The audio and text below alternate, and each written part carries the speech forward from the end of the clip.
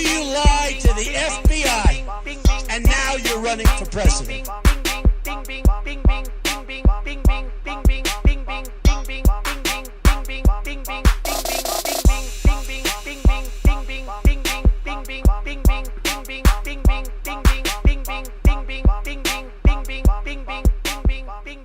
Hi, it's Don't Be a Douchebag, episode 25. Russia bad, Mueller good. It's Thursday, March 24th, 2018. Oh, Russia. Remember the good old days when America was petrified of your communist ways? Those days are long gone, apparently, because now we're best fucking friends with Russia. In case everyone forgot, which is apparently everyone that's a fucking Republican, Russia is bad, okay? So, hence today's name of the episode, Russia Bad, Mueller Good. So, a little history. Russia used to be the USSR, the Union of Soviet Socialist Republics, or as I remember them, the Soviet Union. In the 30s, after a massive civil war in Russia, it was created and underwent a Marxist style of communism. The Soviet Union, under communist rule, the government owned all industry and agriculture. So any work that was done, you do it for the government. Under communist rule, you are literally a slave to your government. If you don't support the agenda of communism, or you're not white, or you're gay, or black, or anything else that offends, you are thrown into a gulag, which is Russian for a concentration camp. I'm going to go out on a limb here and say that the USSR was probably responsible for more death and incarceration than Hitler's concentration camps. Post-World War II, there was a lot of fucked up things that happened in Russia. After World War II, the USSR under Stalin, the US and the UK all got together and parsed up Germany and other Nazi-occupied nations. And it obviously turned out to be a power struggle between the three dominant world powers at that time. During World War II, the Soviet Union was actually our ally. In a sense, it was the enemy of my enemy as my friend. Or communism was viewed as slightly less evil than fascism or Nazis. After World War II, obviously that changed. Since we were able to defeat fascism, our next target was communism. After World War II, the three world powers, like I referred to before, split ownership of Europe and thus began the Cold War. And what was the Cold War for everyone that wasn't alive during that period or just wasn't paying attention? The Cold War was essentially an arms race between the Soviet Union and the U.S. Post-World War II, until about 1989-ish, depending on where you read. But to me, that's when it really counts, because 1989 is when the Berlin Wall came down in Germany. To me, that signified the end of the Cold War and Soviet dominion over Germany. The American Cold War policy was based on the Truman Doctrine, which in essence says that any totalitarian government is a threat to peace and freedom, and we must defend against that, no matter what country that just so happens to be in. So we did that. Essentially, we became Team America World Police, and we were telling everyone else what they should be doing. And communism was viewed as a very evil thing. Americans were taught that communism was bad. Okay?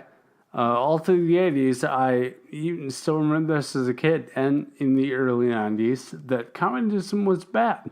And it really is, because people were jailed for sympathizing with communists, and now all of a sudden we're BFFs. I don't fucking get it. After the Cold War and after the dissolving of the Soviet Union in 1991, Boris Yeltsin was elected as Russia's first president. And switching from communism to capitalism was a real bitch, to say the least. Switching from communism to capitalism might sound like an easy task, but remember, the reason why communism got fucked up is because of human beings. And capitalism gets fucked up because of human beings. A Great Depression happened in Russia, and they struggled to embrace capitalism.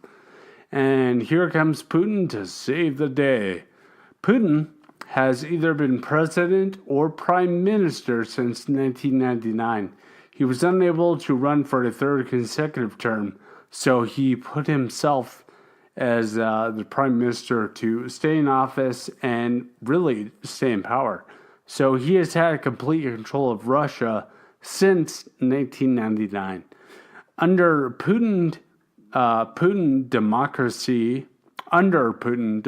has died because he kills and silences or jails any political opposition. That, my friend, is not democracy. And that's also a really big fucking reason why Trump shouldn't call to congratulate him. Because it's not fucking democracy when you kill your opponents. He has journalists who write about all the bad shit he does. Any journalist that writes, any bad stuff about him gets killed or jailed. It sounds like Trump's wet dream. He rules by fear and intimidation. He wants to rule the world, and how do you do that? Let's start with America, shall we? America is a world power, okay? So you find a broke-ass piece of shit like, Trump. Yeah, he needs money, so Putin supplies him with said money, right? Probably through the NRA. That's being investigated, allegedly. Invites Trump to Russia for money and cocktails and fills his room with well-hydrated hookers who pee on Trump. And Putin has all this recorded, the money loaned, the pee-pee tape, and he uses this as blackmail. He orders Trump to run for president and has the electoral college system hacked. Putin is smart and understands that winning the popular vote is way too hard. So let's hack the election since it would look weird to poison Clinton, right? So Putin owns Trump, okay? He owns him. He hacked the electoral college, which is archaic in itself, and commands Trump to do his bidding. And a sad, sad day in history, Russia wins our presidential election. Now to win the campaign, Putin used Facebook, Cambridge Analytica, hacking, and troll farms to get this shipwreck fuckface elected. He turned Americans against each other in this smear campaign, and we're still tearing each other apart on social media and can't agree on anything. And this is all by design by Putin himself. He had trolls orchestrate rallies for Trump, false information, and fear-mongering. He hacked the DNC emails so he could use that against them and vilified Hillary, which isn't hard to do because she's already a cunt. This is all known, so Mueller knows this and much, much more. Okay? This entire shitstorm is bigger than anyone can imagine. Our democracy has been defeated by Putin and Russia. So now, here comes Mueller to save the day. Mueller was appointed to investigate this Russia meddling in Trump's election.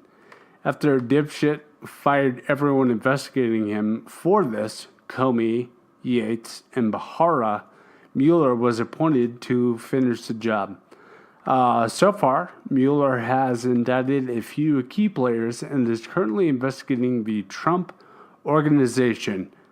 Russia, Trump, Stormy Daniels, nepotism, the emoluments clause, and obstruction of justice are what we know for a fact. Can you imagine the piles of shit that Mueller and his team actually do know? Mueller's job, in my fucked up little mind, is to save our democracy. No pressure, bro.